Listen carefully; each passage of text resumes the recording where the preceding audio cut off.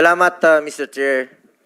Good day to all my esteemed colleagues and to all resource persons present here today. Allow me to begin by expressing my deepest condolences to the families of the victims of Typhoon Christine as well as those who lost their properties and livelihood. Please note that your Senate will be working extra hard to address your pressing concerns. Marami tayong gustong imbestigahan at bigyan ng pansin lalo na po sa pangangailangan po ng mga nasalanta. Rest assured that your senators will do so at the proper forum.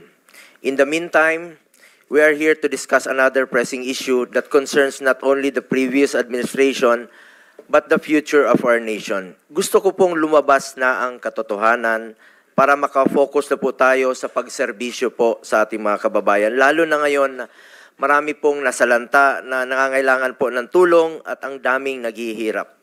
With this, let me emphasize that everything I will say here will be on my oath as a senator. To be clear, my presence here is not only as a member of this committee but also as a resource person kung kinakailangan para maliwanagan tayong lahat. Andito tayo para malaman ang totoo. Nais nating lumabas ang katotohanan. After all, there is only one truth, and it can stand for itself, and there is no need to defend it. Mr. Chair, I trust that the truth will be thoroughly and fairly brought out by this committee, fittingly presided by our minority leader, Senator Coco Pimentel. We respect its mandate to investigate the war against illegal drugs in aid of legislation. In fact, I filed a resolution to investigate the war on drugs dahil gusto nating malaman ang totoo. Gusto nating makapagsalita ng malaya at na walang takot ang mga naimbitahan dito, walang public shaming, walang trial by publicity, katotohanan lamang po at hindi politika. The Filipino people must realize the truth at kung ano ang naidulot ng kampanya laban sa illegal na droga at kung nakinabang ba ang mga Pilipino. Mr. Chair, bago mahalal si dating Pangulong Duterte, talamak talaga ang illegal na droga noon. Napasukan ito ng sindikato at karamihan dyan armado. Kahit ang hanay ng pulisya na infiltrate, systematic talaga ang problema. Kaya naman kinailangan po ng kamay na bakal para solusyonan ito. Kaya nga nanalo si dating Pangulong Duterte dahil sa kanyang campaign promise to get rid of illegal drugs, criminality and corruption na mga salot po ng lipunan. Mr. Chair, ang sambayan ng Pilipino na po ang humusga. Kung nakakapaglakad ba sila sa gabi na walang takot sa daan, pati po yung mga OFWs natin sa abroad, nagkakaroon ba sila ng peace of mind dahil ligtas ang mga mahal nila sa buhay na nakakauwi po sa gabi na hindi nasasaktan at hindi nababastos. Noong panahon ng panunungkulan ni dating Pangulong Rodrigo Duterte, 55% o halos 6 sa bawat 10 barangay sa buong bansa ang naging drug-free. Resulta po ito ng pagkumpiska sa lampas 76 billion na halaga ng droga na pakalat-kalat noon sa ating mga lansangan. Base rin po sa datos, 79% o halos 8 sa bawat 10 Pilipino ang sumusuporta sa kampanya laban sa illegal na droga. Sa unang 5 taon naman ni Pangulong Duterte sa pwesto, mahigit 70% ang ibinaba ng crime rate sa buong bansa.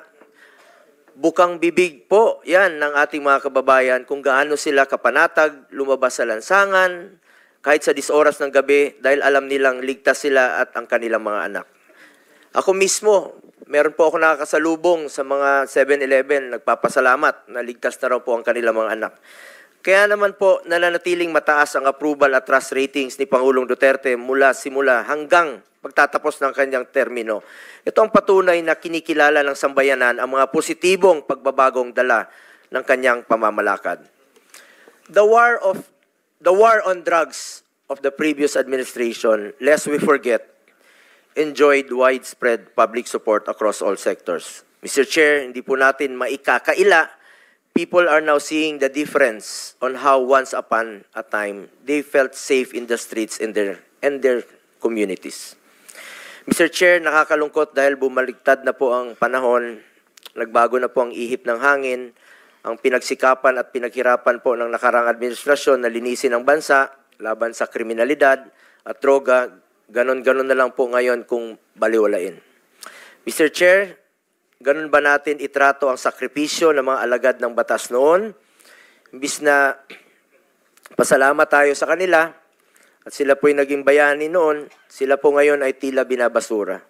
Nung panahon ng war on drugs, panay puri ang naririnig natin. Napakaganda po ang ginawa ni PRRD. Bakit makalipas po ng 3 taon, puro paninira at paninisi na? Paano naman po yung mga taong nagtrabaho at tumulong para maibalik ang peace and order? At paano rin po yung mga magagandang naidulot sa mga Pilipino ng laban kontra droga? But, Mr. Chair, this does not mean that the Duterte administration sanctioned human rights abuses. Ang tanging hangarin ni dating Pangulong Duterte ay linisin ang ating bansa at labanan ang mga naghahasik ng lagim, lalo na po sa pagdating sa illegal na droga. Sa pagkakaalam ko, kailanman ay wala siyang ipinapatupad na anumang sistema, kapalit po ang buhay ng sinuman. Ayaw natin na mismong mga alagad ng batas ang lalabag sa karapatang pantao at ayaw rin nating mangyari ang mga durugista ang maghahasik ng lagim sa bawat kalye na ating dinadaanan. Noong panahon ni dating Pangulong Duterte, kung malagay sa alanganin ang buhay ng mga pulis, kung manlaban ang sospek, unahan na nila dahil ayaw niyang pulis ang mamatay, sa ginagawa lang naman nila ang kanilang tungkulin. In fact, noong 2018, sa maalala ko po, pumunta po kami ni dating Pangulong Duterte sa Norsagaray, alas 3 po ng umaga, sa burol po ng isang pulis na binaril po ng drug addict. Naunahan po siya. Yan po ay isa sa mga halimbawa na nakakalungkot na ginagampanan po ng tungkulin ng ating kapulisan ng kanilang trabaho. Maliban sa paggawa ng batas, kailangan talaga ay taasan ang budget ng mga pulis para wala silang rason na hindi nila magampanan ang trabaho nila. Di ba, maalala nyo po, noong 2018, inuna nating idoble ang sahod ng pulis sa entry position nila. Kasama na po dyan ang mga uniform personnel. Estudyante pa po ako, 1980s, 90s. Takot na takot po ako sa pulis. Checkpoint, walang ilaw, maraming hulidap, laglag bala, extortion. Pero nung panahon ni Pangulong Duterte, naibalik po ang respeto sa mga pulis. Kaya full support po tayo sa mga uniform personnel at lalong-lalo na po sa mga nagtatrabaho para sa bayan. Dagdag pa dyan, dapat bigyan natin sila ng sufficient operational support, legal support in line of duty. In fact, I filed Senate Bill 422 to provide free legal assistance for uniform personnel who on any charge related to the performance of their official duty. Sakaling mang may arestuhin sila, meron silang operational funds o panggastos, kailangan talaga nilang suporta. Kulang talaga ang kanilang pondo. Paano naman sila makakagalaw kung abonado pa sila? Kaya po nandito tayo in aid of legislation to craft laws and check if kailangan ng additional budget para magampanan nila ang tama ang kanilang tungkulin. Let me reiterate, my fellow legislators, I was once quoted in relation to PRRD's anger towards these ninja cops, no? Dahil full support nga po siya sa mga pulis, tapos meron pang mga ninja cops. Nag-imbestiga tayo dito mismo sa Senado. Natanong ako tungkol dito at sinabi ko, oo, galit talaga siya sa mga ninja cops. At dahil dito, tinakot niya talaga para ma-intimidate sila, para matakot po sila. Iba po ang pananakot para ma-intimidate at iba naman po ang usapan, ang reward. Ang alam ko, walang reward system na ipinapatupad si former President Duterte laban sa sinumang sibilyan, mapa-drug lord man o karaniwang tao na sangkot sa illegal na droga. Walang basihan ang mga paratang na binitawan sa mga pagdinig na di umano'y reward system kapalit ang buhay noong panahon ng war on drugs ng Duterte administration. At habang nasa usapin tayo ng pera, taliwas po sa sinasabi ng iba, ni minsan po, hindi po ako authorized, hindi ako humahawak ng pera. Sinasagot ko lang po ito dahil sa mga pagdinig, no, na nababanggit po ang ating pangalan, never po ako nag-handle ng budget of finance matters, kahit nung mayor pa po si Pangulong Duterte. Taliwas din po sa sinasabi ng iba. And in fact, maraming nadadamay, si Muking, who is not employed in the Senate, was personnel in the Office of the President noon at tulad ko, scheduling, administrative work, mga clerical work, I'm sure lahat kayo nagpapa-appointment po sa amin through Mooking noong unang panahon. Sobrang busy po yon. Marami pong opisyal na lumalapit sa amin na at even during the time of the pandemic, no, nangangailangan ng tulong at hindi po namin tinatanggihan yan sa abot ng aming makakaya ay pinapansin po namin lahat ng hinaing. Nais ko rin klaruhin ang naging trabaho o role ko po sa administrasyon ni dating Pangulong Duterte. I was appointed and faithfully served as Special Assistant to the President or SAP from 2016 to 2018 as per Section 2 of Executive Order 2016-01 as SAP. I exercise mere oversight functions of 3 independent and cross-functional offices of which are OSAP, Office of the Appointment Secretary, and Presidential Management Staff. As stated in the Executive Order creating OSAP, our functions were limited to scheduling, appointments, and presidential engagements. Our mandate did not include sensitive matters like police operations. Walang kinalaman po ang aking opisina o sinumang staff nito noon sa operasyon at organisasyon sa government security sector, mapamilitary o kapulisan. Whether directly or indirectly, we had no participation in these operations. In 2018, I left the executive branch when I resigned in order to run for and eventually be elected as senator in 2019 as a legislator and chairman of the Committee on Health during the time of COVID-19 pandemic. I supported and coordinated closely with the executive branch to be able to formulate policies and legislation that would improve our response to the pandemic.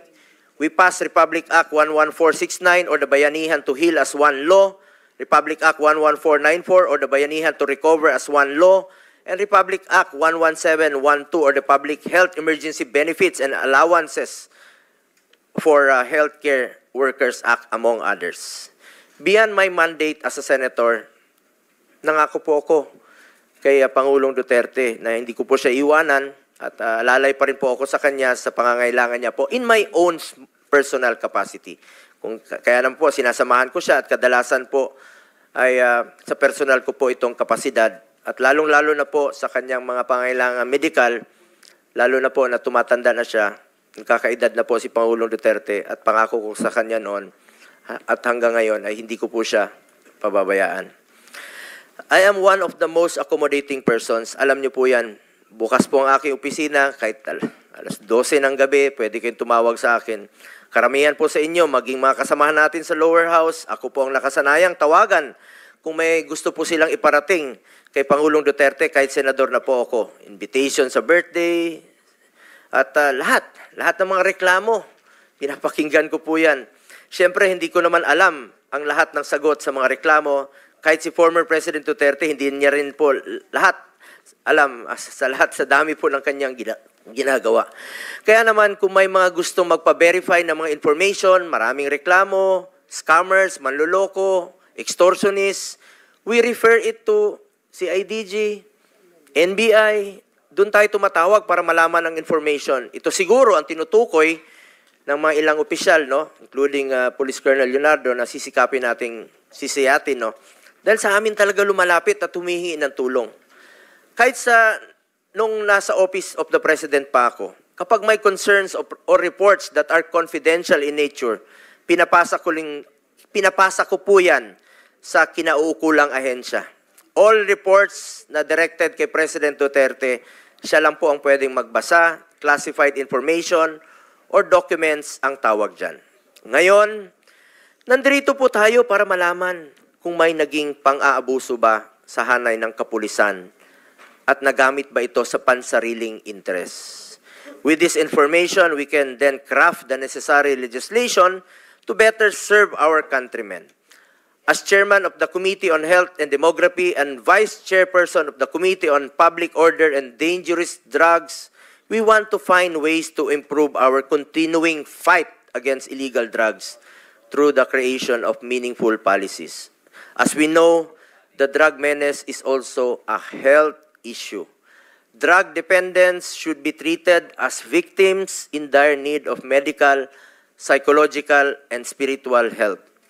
with a chance of being successfully reintegrated into society as healthy and productive citizens. Para itong sakit sa lipunan na ayaw nating kumalat. Kagaya ng kahit anumang sakit, importante po dito ang prevention at early detection. Maghanap po tayo ng paraan para hindi lumala at hindi malulong ang ating mga kababayan dito. Tulungan natin gumaling at magbagong buhay ang mga nalulong sa droga. The past administration had shown equal concern for the rehabilitation and reintegration of drug dependents by directing executive branch of the government to support the establishment of drug abuse treatment and rehabilitation centers. Meron pong mga rehabilitation centers na ipinatayo, umpisa pa lang po ng administrasyon ni dating Pangulong Duterte. Kasama na po dyan ang sa Bukidnon, malaking tulong po si Senator Mig Zubiri dyan, Nueva Ecija, and Las Piñas. Kaya lang po, sa kalagitnaan, hindi na po nagamit itong mga rehabilitation centers sa Nueva Ecija. Kalahati lang po ang na-occupy. Ang war on drugs ay dapat whole of government, whole of nation approach, kaya may rehabilitation at reintegration. In fact, former President Duterte issued Executive Order Number 4 creating an interagency task force for the establishment and support of drug abuse treatment and rehabilitation centers. We saw the biggest voluntary surrender of more than 1 million drug users and personalities, which is a feat that has never been seen in the country's history. Ang dami pong sumurrender nun kay then Chief PNP. 1.6 million po ang sumurrender. First 6 months po ito. Kulang na kulang nga po yung mga lugar, no, kung saan sila magsusurrender. Nagkulang po ang mga preso dahil sa dami po ng nagsurrender. Nagsurrender po sila dahil sa paniniwala nila na seryoso po ang war against drugs ni Pangulong Duterte. Bilang mambabatas, trabaho natin na suriin ang mga pulisiya laban sa droga noon at ngayon at makagawa ng mga bagong batas na kinakailangan upang maisulong ang drug abuse prevention, mapagtibay ang law enforcement, masagip ang mga nabibiktima upang magbagong buhay at mapalakas ang rehabilitation efforts. Bigyan po natin sila ng pagkakataon na magbagong buhay po. For my part, as early as 2019, I already filed a bill, Senate Bill 428, which would establish drug abuse treatment and rehabilitation centers in every province. I also filed Senate Bill 2115 to have vocational and livelihood programs for rehabilitated drug dependents. Bilang chairman po ng Committee on Health, Sports, and Youth, naniniwala po ko na isang health concern po na maaring matugunan sa pamamagitan ng maayos na rehabilitation at maging sa pag-promote sa sports. Hanggang ngayon po, sa kakaikot ko po sa buong Pilipinas, isa rin po ako sa author at co-sponsor ng National Academy of Sports. Iniinganyo ko talaga mga kabataan to get into sports, stay away from drugs, to keep us healthy and fit. This approach is also in line with the thrust of this administration that attention must be also directed towards the rehabilitation and recovery of victims. Apart from the accessibility of facilities, ito po ay napaka-importante. Sana po ay magtulungan tayo dito. We also have to look into the process to be admitted to these centers. Currently, a commitment order from the court is required to be admitted to rehab centers. Marami pong mga drug user ang gustong magpa-rehab, pero napakahaba po ng proseso. Kaya kadalasan, naisip nila na wag na lang magparehab. Ang resulta, try to heal on their own. Walang intervention, bahala na. Kailangan nating ayusin ito dahil time is of the essence sa mga gustong magbagong buhay. We also have to look into mandatory counseling for victims and empower DSWD to help victims of this societal ill. As chairman of the Senate Committee on Youth, I also suggest crafting laws that would include in the school curriculum the knowledge and information necessary to prevent vices such as illegal drugs. We, as legislators, must work together to prevent abuse of power and protect and respect and uphold human rights. I have consistently worked to increase the budget for the operations of the Philippine National Police and the Armed Forces of the Philippines, our efforts must be geared towards fulfilling their mandate in accordance with the law. Gamitin natin po ang investigasyong ito at hearing na ito upang siguraduhin walang pang-abusong mangyayari tungo sa ating isang hangarin na labanan po ang droga. I urge both houses of Congress, magtulungan po tayo dito. Kilala niyo po ako. I am committed to developing accessible rehabilitation centers for individuals facing drug addiction, and I am more so dedicated to ensuring the protection of and respect for human rights. Again, I am one with this committee in finding out the truth in the hopes that we could craft meaningful legislation for our beloved citizens. Thank you, Mr. Chairman. Thank you, Senator Bongo.